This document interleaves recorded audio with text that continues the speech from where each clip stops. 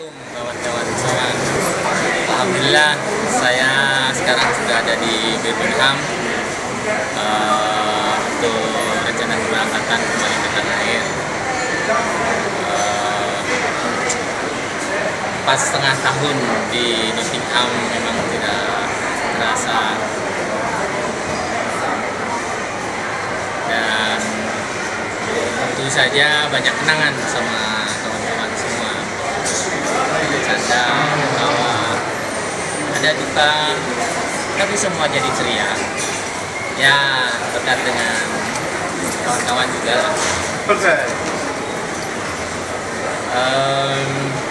Banyak hal yang kita alami selama PSBB ini, mulai dari permasalahan akademis, kemudian permasalahan teknisi, kemudian juga penelitian di laboratorium dan lain sebagainya. Itu semua membuat kita menjadi lebih banyak pengalaman dalam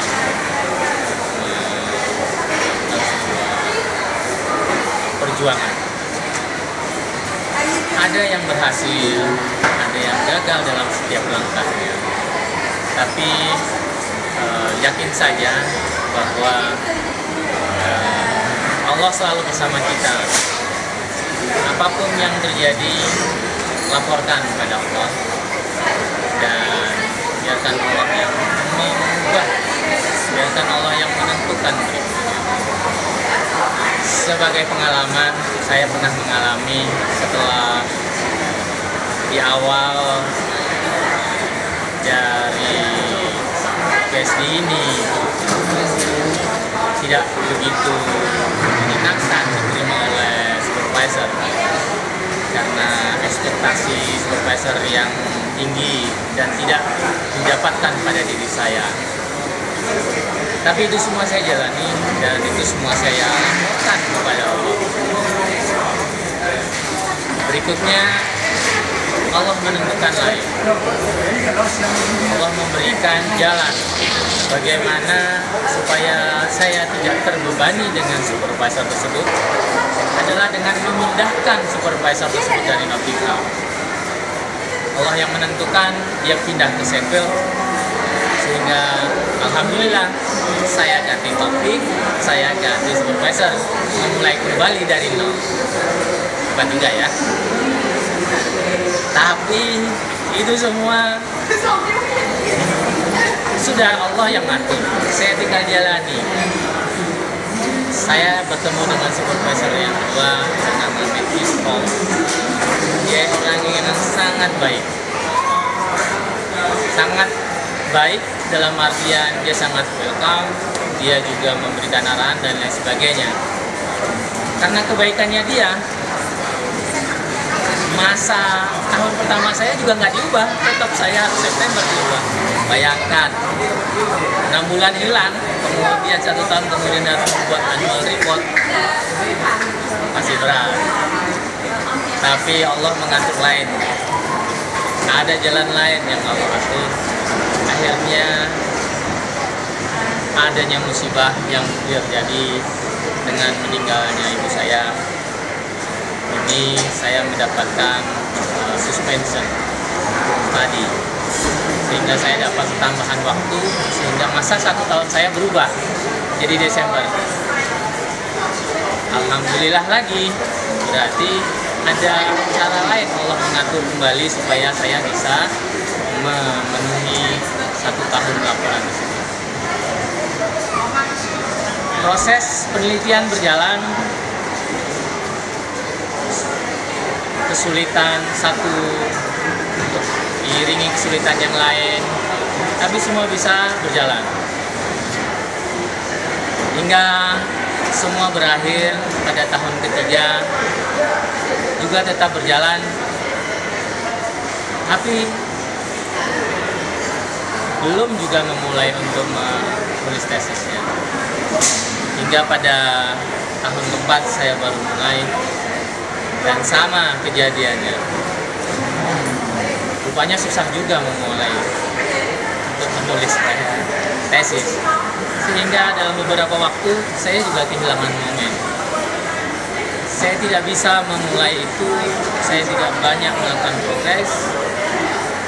Dan yang saya lakukan apa?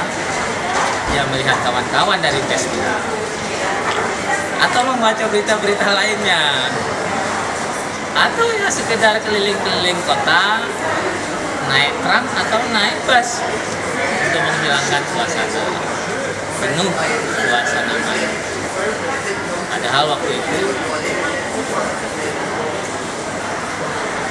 sudah mendekati 3,5 tahun.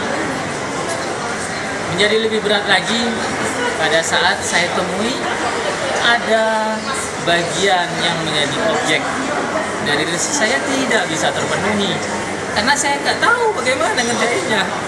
Lucu juga, sudah direncanakan dari awal tapi ngerjainnya nggak tahu. Wah, kebayang kan? Akhirnya saya serahin kembali kepada Allah dan Allah mengaturnya kembali. Allah mengatur dengan cara mengubah hati supervisor saya. Setelah saya laporkan bahwa saya nggak bisa mengerjakan, dia bilang cuman ya sudah ditinggalin, kita hapus aja itu objektifnya. Selesai. Begitu besar Allah mengatur semuanya. Jadi apa yang bisa kita dapatkan hikmah dari kejadian, dari pengalaman yang saya lakukan? Jangan bosan untuk terus mengadu kepada Allah. Katakan apa yang dimaui dan tunggu saja apa keputusannya setelah diputuskan.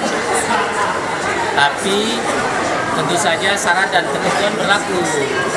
Jangan meminta tapi nggak mau ibadah. Ini kan sama aja, meminta tapi nggak berusaha. Usaha dong, dekati Allah, ya kan? Kemudian juga ya berusaha-usaha dengan Allah, bangun malam atau melakukan sholat duha dan lain sebagainya.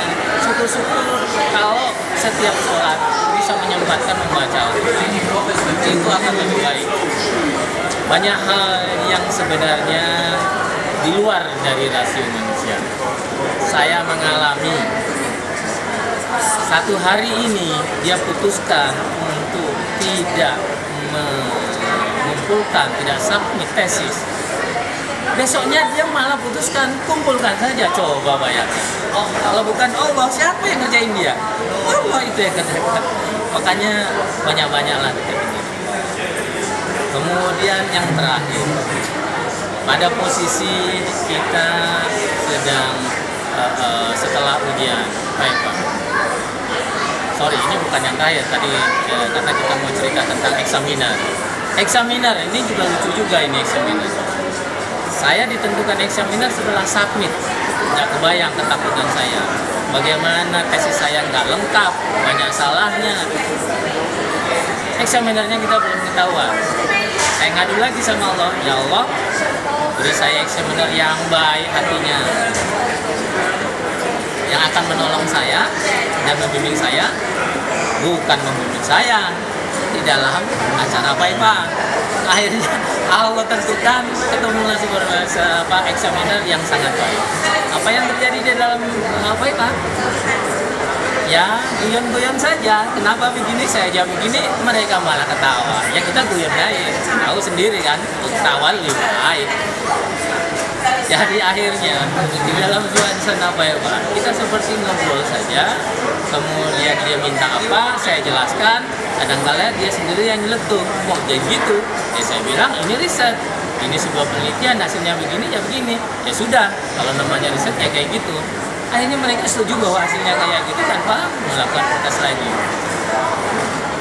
Ini juga bagian dari permintaan saya yang saya selalu adukan setiap malam, bahkan setiap pagi, bahkan setiap sholatnya.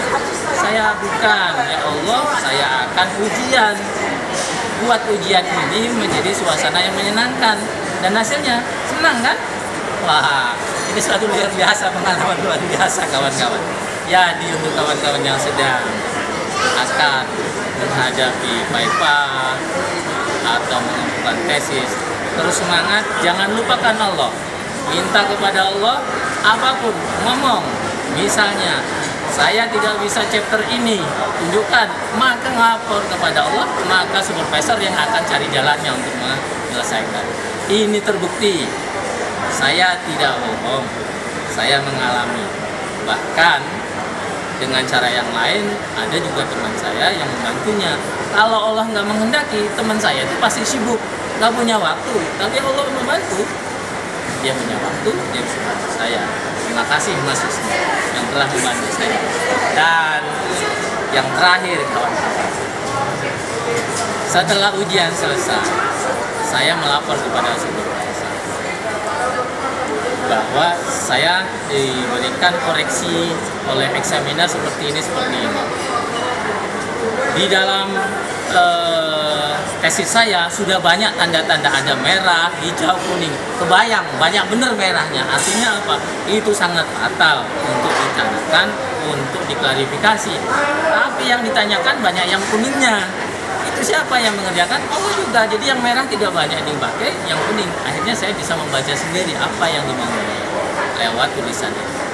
Ini sebenarnya bagian juga karena kita dia Allah. Kemudian supervisor melihat itu banyak merahnya, dia langsung meminta saya untuk menyelesaikan 1 bulan di sini, tidak usah kemana-mana, kerjakan 1 bulan.